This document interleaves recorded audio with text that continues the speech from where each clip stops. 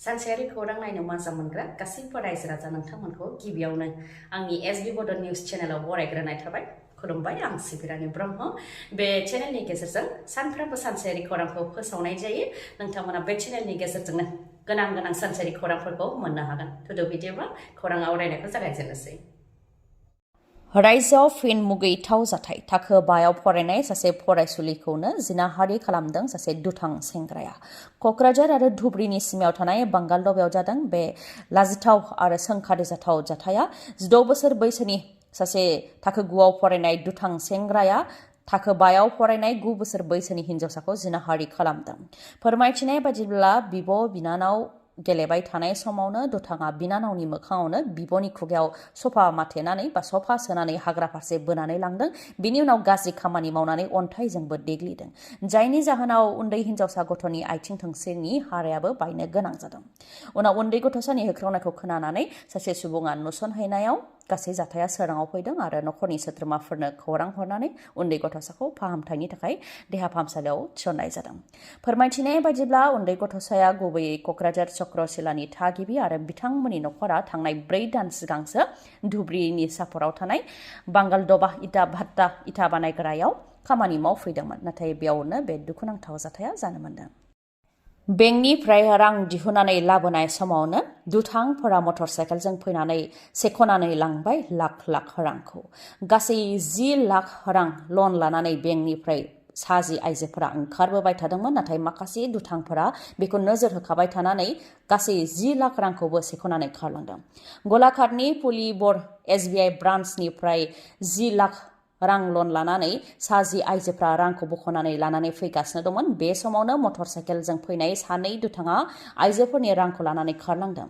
जाथाय जानायनि उनाव हालाय हाफाय जानो गोनां जादों आइजोफोरा, मानोना बिथांमोनहा माबा मोनसे खालामनो होननानैसो जयैनो लनखौ लाबोदोंमोन। नाथाय रांखौबो मोननो हायासै आरो माबोरैहाय बे लनखौ सुख'बावगोन बेखौ लानानै जिंगासिदों। जायनाखि नखरखौ खुनुरुखुमैसो सालायो आरो माबा मोनसे खामानि मावनो होननानैसो आइजोफोरा 10 लाख लन लादोंमोन। नाथाय बे लनखौबो दुथांफोरा सेख'नानै लांबाय। दा रांखौबो मोनासै आरो बेंकआव माबोरैहाय लनखौ सुख'गोन बेखौ लानानै जिंगासिदों आइजोफोरा। बेफोर गासै जाथायखौ लानानै पुलिसनो गसर होनाय जाबाय होननानै फोरमायथिदों आरो दा पुलिसनि आखायावनोसै रांखौ जाहाथे मोनफिननो हायो बेनि थाखाय खावलायदों दुखुथिया आइजोफोरा। ADRE 3rd आरो 4th ग्रेडनि फिथाइखौ 7 मार्चआव फोसावनानै होनाय जागोन। नाथाय सोरबा जुदि गावनि सोलोंथाइखौ दोनखुमानानै आनजाद लिरदोंब्ला आनजादाव पास जायोब्लाबो बेनि सायाव राहा लानाय जागोन होननानै बुंथिदों आसामनि गिबि मन्थ्रि डक्टर हेमन्त बिश्व शर्मा बिथाङा। जेरावनाखि ADRE 4th ग्रेडनि थाखाय थाखो 12 उथ्रिसारनाय जानो नांगौ। नाथाय जुदि सोरबा BA पास जानाय बिजाथिया गावनि सोलोंथाइखौ दोनखुमानानै ADRE 4th ग्रेडनि आनजादखौ होदोंब्ला बिथाङा रिटेन आनजादाव उथ्रिसारनो हादोंब्लाबो बेनि सायाव राहा लानाय जागोन आरो सोरबा जुदि बेबायदि लाखुमानाय नोंनि नोजोराव दङब्ला जोंनो खौरां हो, अब्लानो अरेल जानायनि सिगांनो इउनिभार्सिटिनि जों सावरायगोन होननानै फोरमायथिबाय आसामनि गिबि मन्थ्रि डक्टर हेमन्त बिश्व शर्मा बिथाङा। मख'नो गोनांदि ADRE 3rd आरो 4th ग्रेडनि साख्रिनि रिटेन आनजादनि फिथाइखौ फैगौ 7 मार्चआवनो फोसावनानै होनाय जागोन। मोनसे पस्टनि थाखाय 2खौ सायख'नाय जागोन आरो जुदि समान नाम्बारखौ 4-5सो बिजाथिया जुदि मोननो हादोंब्ला बिथांमोनखौबो लानाय जागोन होननानै रोखायै फोरमायथिदों आसामनि गिबि मन्थ्रि बिथाङा। कार्बि आंलंनिफ्राय ब्रिटेनसिमनि लामा। कार्बि आंलंनि बकाजाननि थागिबि बिनिता छेत्रीया ब्रिटेन गट टेलेन्टआव गावनि रोंगौथिखौ दिन्थिनानै गासैखौबो सोमोनांहोनो हादों। कार्बि आंलं बकाजाननि थागिबि बिनिता छेत्रीया बे समाव ब्रिटेन गट टेलेन्टआव मोसादों आरो बिथाङा सेमि फाइनालाव सौहैबाय। फोरमायथिनाय बायदिब्ला सेमि फाइनाला एप्रिल दानाव जागोन आरो बेनि थाखाय बिथाङा राजस्थाननि जयपुराव थागथियारि खालामगासिनो दङ, अदेबानि ट्रेनिं लागासिनो दङ। बिफाया फोरमायथिनाय बायदिब्ला बिनिता छेत्रीया 3 बोसोरनिफ्रायनो मोसाजेनदोंमोन आरो मोसानायाव गोबां गोसो जानायखौ नुनानै मोसानायनि लामायावनो लांनो थाखाय नखरनिफोरा थिरांथा लादोंमोन। बे लेखायै बिनिता छेत्रीया मुम्बाइआव जानाय super dancer, India best dancer बेफोर श'आव बाहागो लादोंमोन आरो बेफोरनिफ्राय गोबां एक्सपिरियेन्सखौ मोन्दोंमोन। जायनाखि बिनिता छेत्रीया मोसानो मोजां मोनो, बेनिखायनो बिथाङा मोसानायनि भिडिअ'खौ इन्स्टाग्रामाव एंगारबाय थादोंमोन आरो बे भिडिअ'फोरानो भाइरेल जाबाय थादों होननानै फोरमायथिदों आरो गोबां भाइरेल जानायनि उनाव ब्रिटेन गट टेलेन्टनि टीमनि नोजोराव नांदों।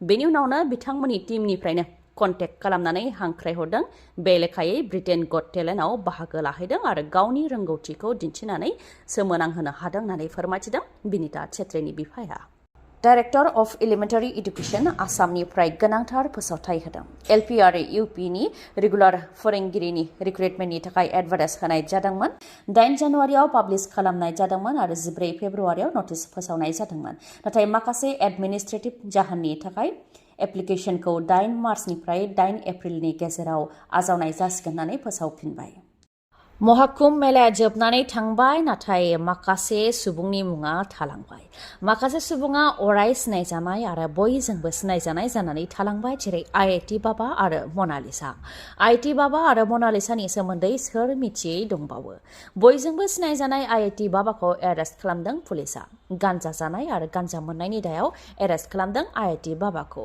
जयपुरनि सिप्रापाट पुलिस थानानि एसएचअआ फोरमायथिनाय बादिब्ला आईआईटी बाबाया गंसे हटेलाव दंमोन आरो बिथाङा गावनि जिउखौ फोजोबनानै लानो हागौ होननानै सासे सुबुङा खौरां हरदोंमोन बेनि उनावनो आईआईटी बाबाखौ थांनानै नायहैनाय जादों जेराव बिथाङा गान्जा जानाय आरो बिथांनाव गान्जा थानायखौ गावनो सिमान लादोंमोन होननानै फोरमायथिदों ससियेल मिडियायाव आईआईटी बाबाया मोनसे पोस्ट होनायनि उनावनो बिथांनि फलोवारानो पुलिसनो खौरांखौ होदोंमोन उनाव पुलिसा फैनायाव आईआईटी बाबानाव सोंनाय फिननाय लानायाव आईआईटी बाबाया गाव गान्जा जानाय आरो गावनाव गान्जा थानायखौ सिमान लादों बे लेखायै आईआईटी बाबाखौबो पुलिसा एरेस्ट खालामदोंमोन होननानै फोरमायथिदों नाथाय खम बिबांनि गान्जा मोननायनि थाखाय उनाव बिथांखौ बेलाव एंगारनाय जाफिनदों होननानै फोरमायथिदों मख'नो गोनांदि नयदायाव मोनसे प्राइभेट निउज चेनेलाव आईआईटी बाबाखौ लेंहरनाय जादोंमोन जेराव गोबां दान्थे बिदान्थे जानायखौ नुनो मोननाय जादोंमोन आईआईटी बाबाखौ हरायनायनि भिडिअ'आबो समाज बिजोङाव भाइरेल जादों आरो खथानि सिङाव बुदों होननानै आईआईटी बाबायाबो फोरमायथिदों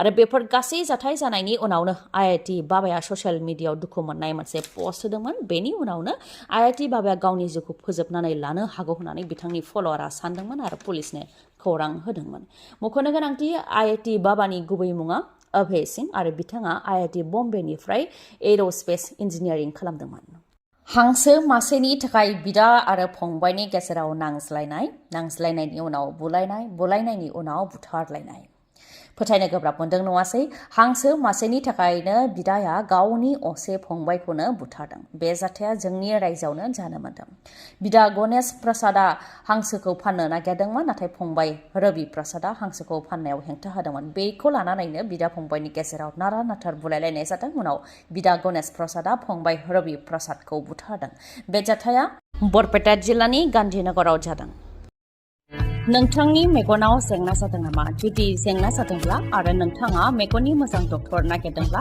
नोंथांनि थाखाय मोजां खौरां बङाइगावनि आइ हस्पिटालाव फैगोन सिनियर आइ स्पेशलिस्ट डक्टर प्रबिन बसुमतारी बिथाङा एम्स निउ दिल्लीनि बारग' एसआर आरपिसि आरो दिल्ली जिएनसिटिनि बारग' आइ कनसाल्टेन्ट डक्टर प्रबिन बसुमतारीनि अनगायैबो मेगननि डक्टर आशराफुल आलम आरो डक्टर मेघाली शर्माखौबो बङाइगावनि आइ हस्पिटालाव नोंथांमोनहा मोननो हागोन लोगोसेनो कम्पिउटार पेकनि गेजेरजों केटारेक सार्जारि खालामनो हागोन जेराव जेबो सानाय गैयालासे सुथेनाय गैयालासे आरो गोख्रैनो गाहामाव फैफिननायखौ नोंथांमोनहा मोननो हागोन आबुं थङा जाहैबाय बङाइगाव लवार आसाम हस्पिटालनि उल्था दिगाव बास स्टेन्डनि साखाथियाव फुंनि 10 रिंगानिफ्राय मोनाबिलि 2 रिंगासिम मेगननि डक्टरखौ मोननो हागोन बे बङाइगावनि आइ हस्पिटालाव माबाफोर सुलुं लानो गोसो दंबावोबा नोंथांमोनहा 6900949900 बे नाम्बाराव खौरांखौ जोबजासे खोनासंनायनि थाखाय गोजोन्थों नोंथाङा दासिमबो आंनि एसबि बड' निउज चेनेलखौ साबस्क्राइब खालामनानै लायाखैबा